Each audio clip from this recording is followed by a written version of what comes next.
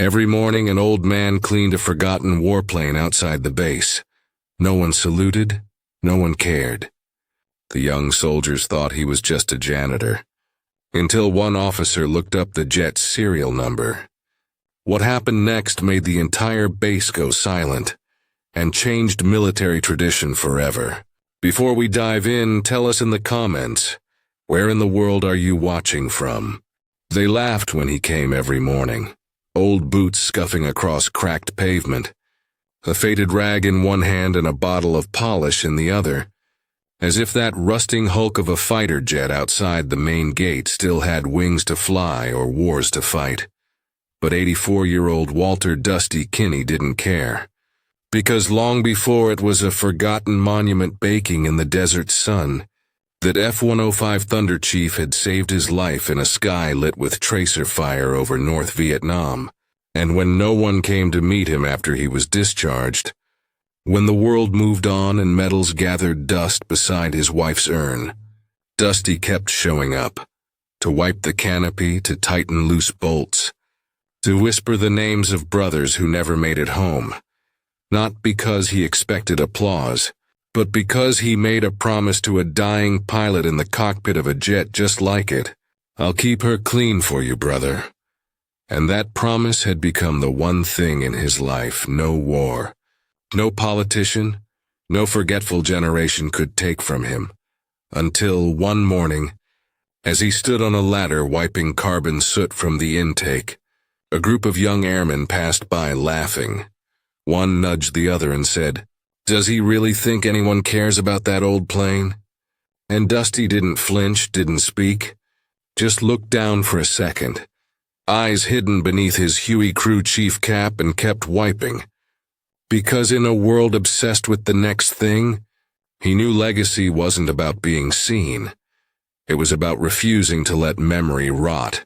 But what he didn't know was that someone had been watching.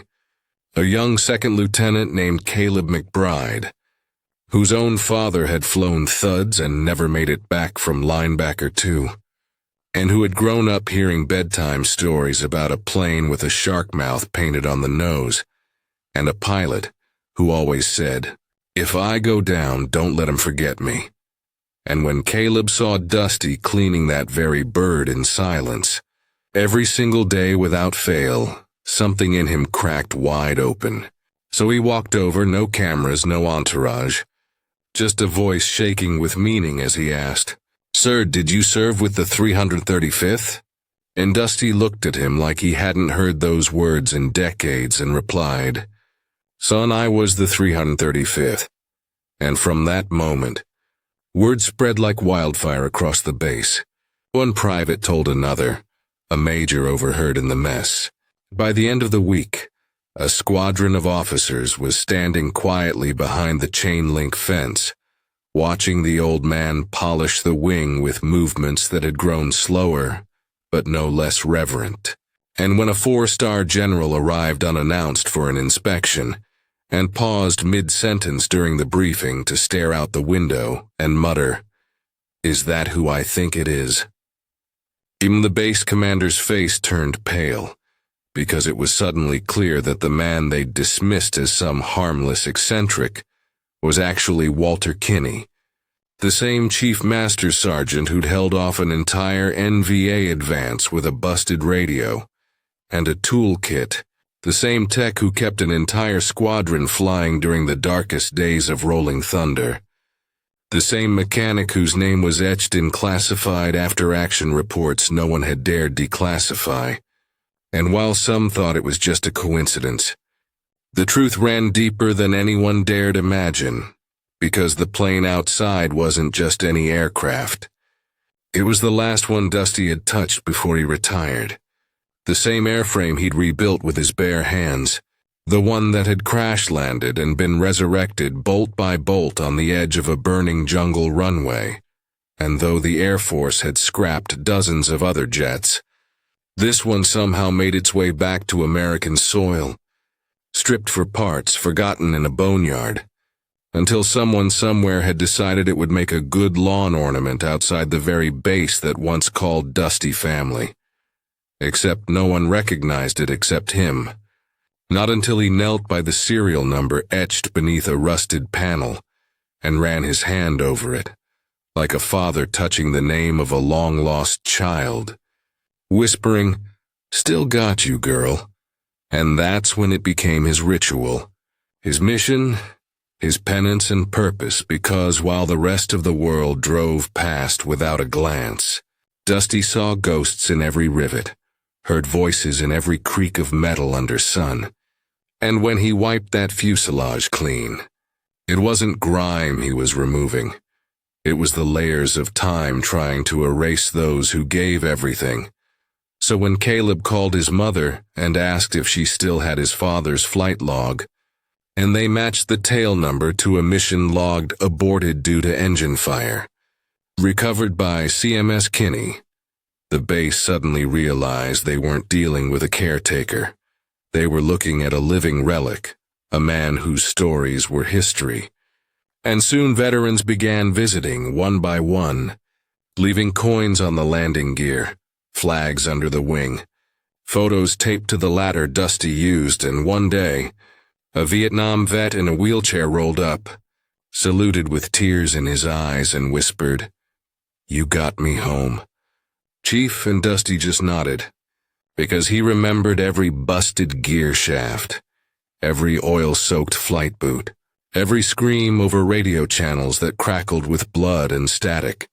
And even as his hands trembled more each week and his cough deepened, Dusty refused help, refused sympathy, refused to stop, because the moment he did, the moment he let go, it wouldn't just be a plane left to rot. It would be everyone it carried. And so the general ordered a rededication ceremony. Media trucks arrived, senators gave speeches, but Dusty never showed up, because he wasn't interested in ceremonies. He only cared about the bird. And while crowds gathered to watch the unveiling of the new plaque, they found him around back, sitting beneath the wing in his folding chair, toolbox by his feet, eyes closed, hand resting on the same spot he'd always polished. And though he didn't speak, everyone knew why he was there. Because it wasn't for them, it was for her. And what they didn't know was that Dusty had recorded dozens of tapes over the years. Late-night monologues into an old reel-to-reel. Confessions of fear, love, guilt, and gratitude, addressed not to the living but to the dead. And after he passed quietly one Sunday morning, cancer finally claiming the man who'd outlasted 3 wars and 4 heart attacks, Caleb received a small envelope in the mail with a key, a note that read, "Locker 331, Hangar 2, and inside it, beside a perfectly folded flag, was the real player and the tapes. And when Caleb played them over the base loudspeakers at the first Memorial Day, after Dusty's death, no one moved as that weathered voice filled the air, telling stories of foxholes and flamethrowers, of pilots who sang before dying, of mechanics who prayed their bolts would hold, of boys who became men in 20 seconds of terror.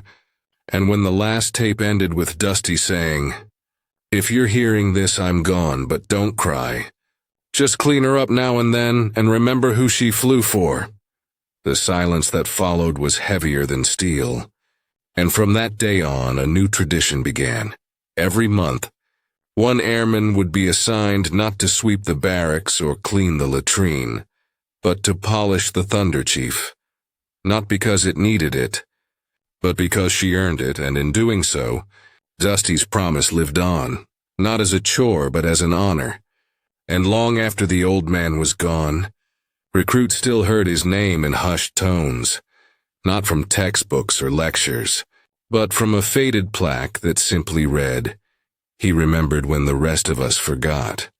And under that, etched in smaller letters, the words Dusty once spoke to a new tech who asked why he cared so much.